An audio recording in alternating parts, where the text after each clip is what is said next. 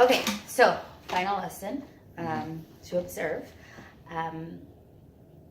First and foremost, one of the first thing you did when you started the lesson was you talked about the objective, and that's one thing we talked about previously. You know, you talked about it with your peers in one of the class sessions or in the peer review for your class, and then that's something that we talked about together. You know, stating the objective, what the students are learning or what they're going to learn, what the final outcome would be. And so you definitely stated the objective, which I liked, but you like half stated the objective.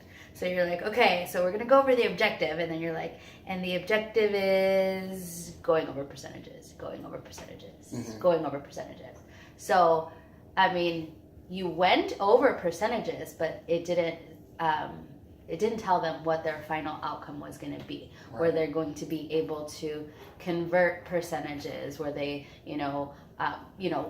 based on the examples you did, I could tell what they were supposed to be doing, but there wasn't a clear goal in the stated objective. So that was good. I mean, you were reflective. You went back and said, okay, somebody said maybe stated objectives. Okay, Roldan said, to talk about what they're going to learn, but make sure that it's clearly stated, like it's a clearly stated goal, so that they know what the final outcome is going to be. Yeah. You also repeated the definition multiple times, which I liked. That repetition, they need to hear it. They know that's important. And then you also broke down the definition so that they understood exactly what it meant, and you made a literature connection. You broke down the roots inside the word, and then they were able to call it back to you, and give you the answers, like, what does that mean? 100, and then you put it together, and they knew what that definition was. So that was fantastic. Your students are, definitely engaged. There's a lot of call and response. And then you used visualization to drive the point home. One of the things I noticed about the first video that you used is that you wrote on the whiteboard, and then you had the examples on the whiteboard, and then you started the video, but you didn't erase the whiteboard. And so that could potentially be a distraction for some kids who are visual and need to see what's happening in that video, and then there are other things that they have to navigate to focus on the video. And then there's a second video you showed, and you did erase it. So I was like, yeah, okay. Like, I was, gonna mention it, which I did, and then you went ahead and erased it. So that was good on that point. What I wanted to know about that, the percentage video, the rap one, it was relevant. The kids like it, and you could see them bopping their heads. And it's a rap video, so they like that kind of music. Are you going to use that video again? Oh yeah, absolutely. I usually play it again before an assessment. So this is like a recent lesson. So they haven't had their summative, their like final assessment on the skill yet. But one thing I like to do is I like to play it again right before a test, so that way they have they feel confident going into it. Okay. So and they like the video. So a lot of times after finishing the video, they're like, "Can we watch it again? Can we watch it a second time? Is there another video like this?" So I get a lot of that after playing those videos. Good. I think something that you can do is, how you have music in transitions? Mm-hmm. Use that in those transitions so that they're hearing it, and because they'll learn the lyrics to a song in a heartbeat before they'll learn definitions to vocabulary words. And so in that video, they're breaking down how to find percentages and the definitions and things like that. And so if they hear it multiple times in transitions throughout, from whole group to small group, from getting up and going to recess or whatever, just instead of like, and you can mix it up. You can play the music that you were playing because they like it too, but mix it up and play it during those transitions as well. That way they're hearing it multiple times before, a formal assessment. you know, because I see that you're using that as, or I hear that you're using that as, you know, a type of review as well when you get to those formal assessments. I love how you stopped the video at certain points. You didn't just let a whole 3.5-minute video play and then go back and say, okay, well, let's go back to that one part in the video where it went like this. You stopped it exactly where you wanted them to, where you wanted to review the skill that you were trying to drive home at that point. So I really liked how you did that. It, you know, it got the students back into active learning when you stopped. But a question that I had is, how did you know that all students were getting it? Because you can tell that most students are getting it. They're calling back to you, and you're not just calling on one person. There are different voices that are jumping back out at you saying, oh, you know, it's this, and it's 100, and it's, you know, 3 divided by 4, and that's 75%. But that's not, it's a majority of your class, but it's not all of your class. Right. So and you can't take like callbacks as like data. Right. So, right. At one point, and I probably should have done this more frequently. At one point, I said, like, does everyone understand? Give me a thumbs up or a thumbs down. And while stopping the video, I probably should have done that also. Does everyone understand like how we're doing it? Does everyone understand like what we just did? Thumbs up, thumbs down. And then taking note of the people who, you know, like had their thumbs down and didn't quite understand it. Do you find that your students are honest when you ask that question? Like, do they let you know if they're not getting it? For the most part, there's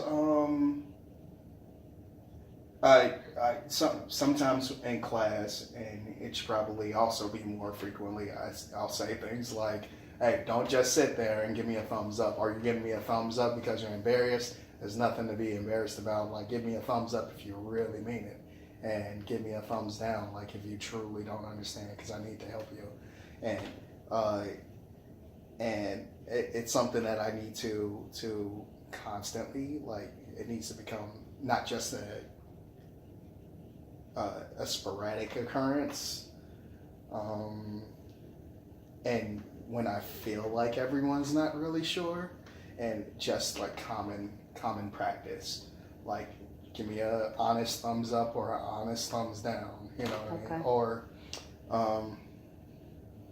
Or what I could have done is I could have stopped the video and said, all right, everyone go ahead, work on this one, and then circulated possibly, and like checked off people that got the correct answer. So okay, yeah. Almost like anecdotals while you're you know, just walking around and seeing that. How did you differentiate for ability with this lesson? So I saw that you differentiated in learning styles, but how about a differentiation for ability? You went into, you know, collaboration and cooperative learning when you went into the partner sessions, and then they watched a video, and then they did the work together. Were those partner groupings intentional, based off of data, based off of ability, based off of, you know, one higher student, one lower student? How did? So the collaborative groups. What I didn't show in the video was I told them you two are working together, you two are working together, you two are working together, and it was based off of.